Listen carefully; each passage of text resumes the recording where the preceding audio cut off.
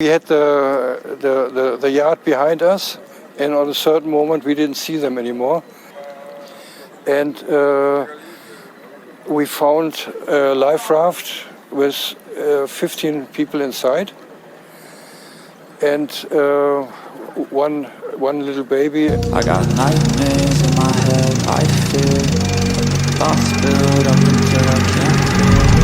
My mind fills up into a creature, and it haunts me somewhere much deeper. I got nightmares in my head, I fear. Hello and welcome to True Crime Rocket Science, the most authentic voice in true crime. Well, this is exactly what we need. We have the captain of the Sir Baden-Powell, a nearby boat, telling his story. He was right there when all of this happened. He was in the other boat that was right there. Meanwhile, we've actually got the other captain who's refusing to make a statement. He's actually just been interviewed the third time. And so what is this captain, Karsten Borner, the captain of the Sir Robert Baden-Powell, what did he witness? What does he say about the weather? What does he say about the storm? Well, we're going to find out in a second. If you haven't already subscribed to this channel, please do. Welcome to the many of you who have recently subscribed.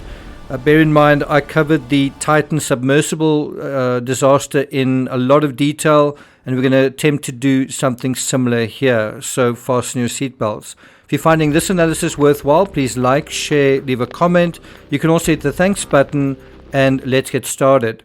So at one point he said, I saw a triangle in the sea in a split second that the sky was lit up by lightning. And he said this triangle was the bow of the Bayesian shortly before it went down. So he even saw the Bayesian sink. I mean, he was right there in the middle of it.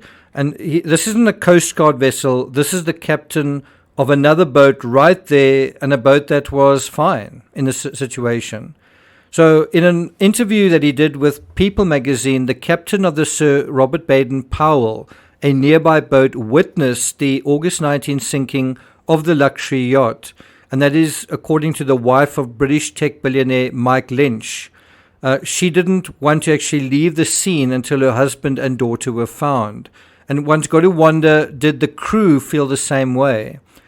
Because it's going to emerge, we'll get to that in a moment, it's going to emerge that the people in that life raft knew that there were people still trapped in the yacht, and they didn't want to leave the scene. But what about the crew? And another question that arises is, was there enough life rafts? I mean, this was a life raft with a capacity for 12, with 15 people on board. Was there another life raft? Now, when things calmed down a bit, this is according to the article, and the storm abated somewhat and the wind dropped a bit, we were looking around and couldn't see the Bayesian anymore. That's according to Karsten Borner. He said, we checked the AIS, that's the Automatic Identification System, and we also couldn't see the Bayesian anymore. 2 passengers and 2 crew members saw what looked like a whale in the water and realized afterwards it was the capsized boat. So you can see there's just complete disbelief that it could sink. They're like looking around, we can't see where it is, what happened to it. Well, they just can't believe that this enormous boat could sink. Now we were hit by a violent gust yesterday, a tornado, water tornado I think they call it, type 3 if I know it well. And in the morning at 3 o'clock, around 3 o'clock, we noticed weather coming. And now what's interesting is when Borner gave his interview with Sky News 9 days ago, he never mentioned anything about a waterspout or a tornado. And obviously that had entered the news media, and then 5 days ago or 4 days ago he gave this follow-up interview, and now he's talking about this waterspout. I don't think the tornado is mentioned at all in the interview he did with People magazine as well. Nevertheless, I would say Borner's interview, certainly where he mentions the waterspout, does give additional support to the idea of a tornado. And the other thing that certainly makes it possible is if you have one boat that is blown over and it sinks, and a boat right next to it is okay, well, that is exactly how tornadoes function in the real world. On land, you have one house that's gobbled up, and the one right next to it, it sideswipes or it misses, and so the other house is fine. So in that sense, it might be something similar. The only thing that is for me quite strange is that the prosecutor doesn't believe it was a waterspout. He's been insisting it was a gust of wind, a downdraft. So that's certainly an area of uncertainty, and we'll see what emerges at the end of the day. In his interview with People, he's quite detailed, where he says, "A moment later, I saw a triangle in the sea. In a split second, that the sky was lit up by lightning, and that must have been the bow of the ship while sinking over the stern." Borner, whose boat was nearby, tells People that he noticed the weather deteriorated very rapidly around 3 a.m. local time on August 19. As I say, a lot of detail, but in this interview doesn't mention anything about a tornado. You'd think that would be the first thing he'd mention, or the second thing. Since the Bayesian started sinking 50 minutes later, he noticed the weather deteriorating at 3 o'clock in the morning. Well, the Bayesian sank 50 minutes later. This shows that an alert captain or an alert crew essentially had 50 minutes, almost an hour, to prepare for the storm and to alert passengers, certainly in theory. And while the Sir Robert Baden-Powell were battening down the hatches, what were the Bayesian crew doing?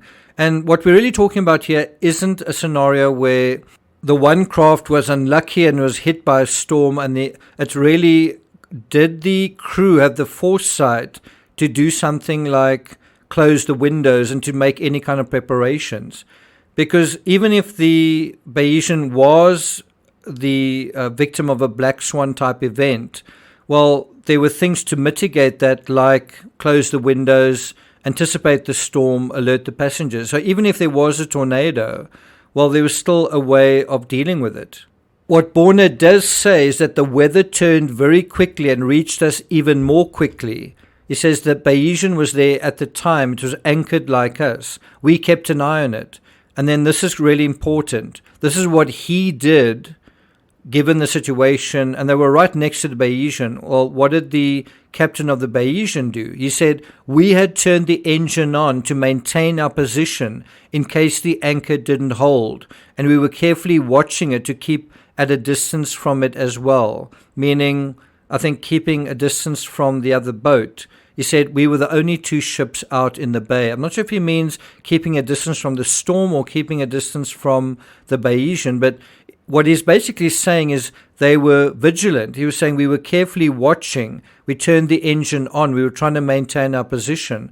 And I can't help thinking, did the Bayesian think, well, look, we don't really have to worry about this. We're a big boat. A small boat needs to be careful. We will be fine. Was that the complacency that had sort of come in? Now, according to Borner, the weather turned into heavy rain, wind, and lightning for a brief period. Then the captain and his crew saw the Bayesian sink. Can you see there's no mention there of a tornado?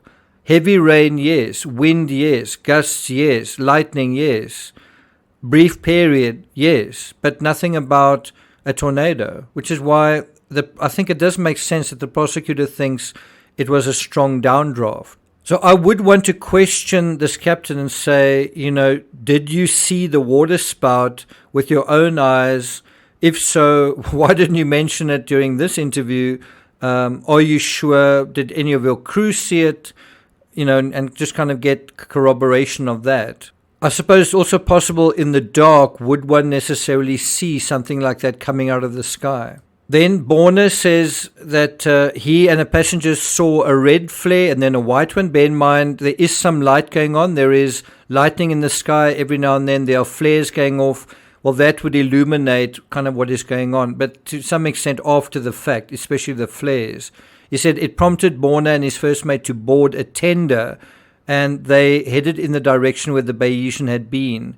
We first found things floating in the water like cushions and chairs and stuff. And then we saw a flickering light. This was a life raft with a light on the top, and they also waved at us with a torch. Okay, for the Americans listening in, that's a flashlight. And this shows one of the most defining and undermining features of the whole event, the fact that it happened in disorienting darkness. in the morning at 3 o'clock, around 3 o'clock, we noticed weather coming, and when it appeared, we started our engine to keep the ship in position, and we had the other yacht behind us. Borna goes on to say, so we went there and then we found the crew and part of the passengers, 15 people in a 12-person raft, including a little baby.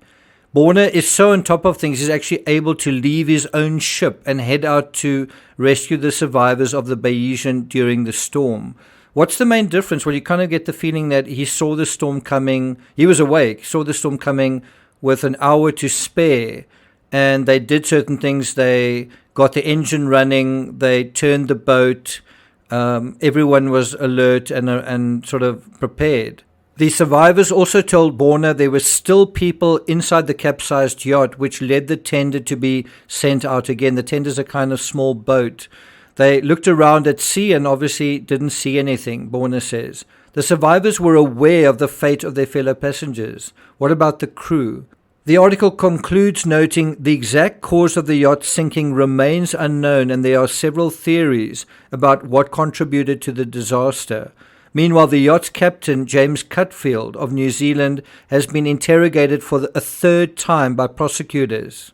And obviously, unlike Borna, he's not talking to the media. So the question is, does he have something to hide? And if there was a tornado, why not just talk about it? You know, if you're innocent, why not just talk about it and tell your story? I don't want to be too preemptive or even speculative, but, you know, when you have criminal trials and a defendant doesn't elect to testify, that is often a sign of guilty knowledge or indeed guilt. Not always, but often. I mean, if you are being accused of a crime you didn't commit, wouldn't you want to say something, especially if it was quite clear and simple what you did and what happened? Of course, it's not always clear and simple, which is why this case is capturing people's imaginations. Like, what really did happen here that night when this unsinkable super yacht sank? Was it the weather or human error? Was it a bit of both? Thank you for listening, and I'll see you guys next time.